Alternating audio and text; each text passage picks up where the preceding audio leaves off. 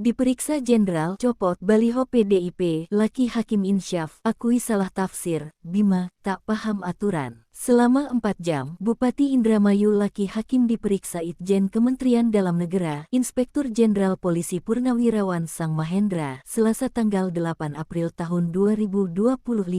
Ekspresi Laki Hakim pun disorot dan mengaku salah dan meminta maaf. Laki pun mengaku hal tersebut bahwa dia salah tafsir. Ini salah saya, jadi saya minta maaf khususnya kepada masyarakat Indramayu, kepada seluruh masyarakat Indonesia. Ini murni kesalahan saya karena tidak aware bahwa izin yang dimaksud adalah izin keluar negeri, kata Laki Selasa tanggal 8 April tahun 2025. Irjen Kemendagri Sang Made Mahendra menegur Laki Hakim karena sebagai pejabat dia mestinya izin meski di hari libur lebaran berdasarkan pasal 76 ayat 1 UU 23 tahun 2014 tentang pemerintahan daerah. Lantas siapakah Sang Made Mahendra Jaya? Dia merupakan pesiunan Jenderal Bintang 2 berpangkat Irjen. Jenderal Made merupakan adik leting ex-Kapolri Idam Aziz dan orang kepercayaan Mendagri Tito Karnavian. Jejak karirnya sangat mentereng. Sejak lulus Akpol 1998,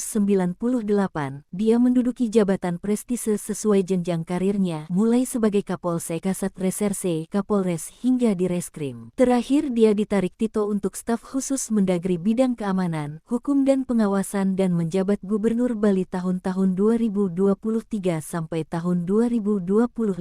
Namun salah satu keputusan kontroversialnya saat menjadi Gubernur Bali, saat meminta Satuan Polisi Pamong Praja menurunkan sejumlah baliho Capres-Cawapres termasuk baliho Ganjar Mahfud jagoan dari PDIP. Keputusan itu bertepatan dengan momen kunjungan Jokowi ke Gianyar. Alasannya murni untuk penertiban baliho untuk membangun suasana netral. Selain itu pencopotan bukan hanya baliho PDIP, tetapi juga calon lainnya. Sementara terkait pemeriksaan Itjen Kemendagri, Wakil Mendagari Bima Arya menyebut Bupati Indramayu tak memahami aturan bepergian ke luar negeri bagi kepala daerah.